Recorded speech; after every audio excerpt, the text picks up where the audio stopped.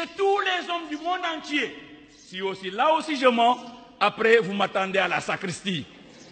Chez tous les hommes du monde, il n'y a qu'une seule chose.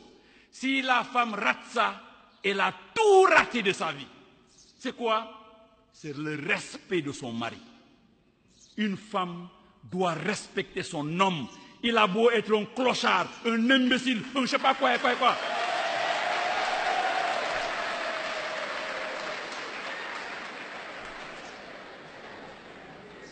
Il faut respecter son homme. C'est important. Parce que si tu ne le respectes pas, il va te donner tout ce que tu veux. Mais il va partir. Il part. Il va manger ailleurs. Quand il revient, tu lui dis, il y a à manger. Il te dit, j'ai assez. Il n'a pas assez. Il n'a pas assez. Il a mangé ailleurs. C'est parce que tu ne le respectes pas qu'il ne reste plus à la maison. Alors faisons attention à cela. Au niveau du couple, l'harmonie et la concertation, le dialogue dans le couple doivent vous permettre d'avoir le même langage dans l'éducation des enfants.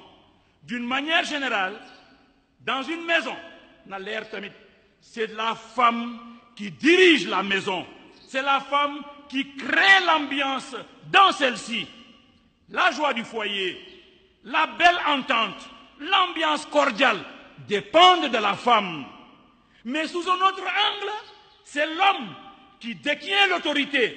Et cette autorité est pour nous chrétiens, non pas un pouvoir policier, mais un service humble et charitable de l'autre.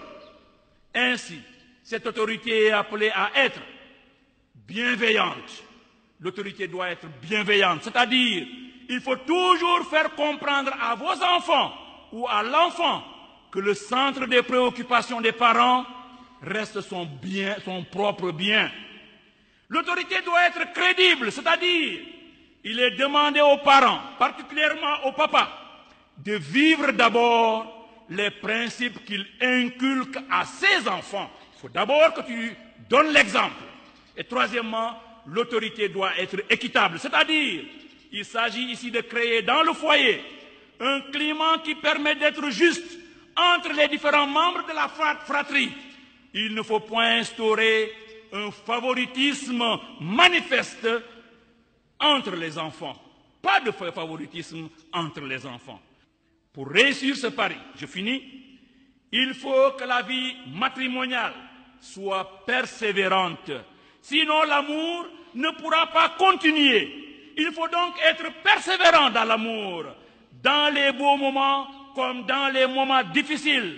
Quand il y a des problèmes avec les enfants, problèmes économiques, l'amour persévère, l'amour avance en cherchant toujours à résoudre les choses pour sauver la famille.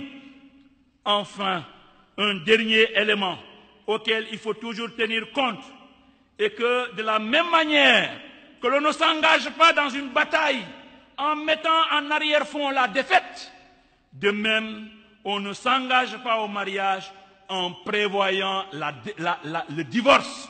Il ne faut jamais le dire. On ne s'engage pas au mariage en disant je vais essayer, si ça ne va pas, je divorce. Autant ne pas le faire.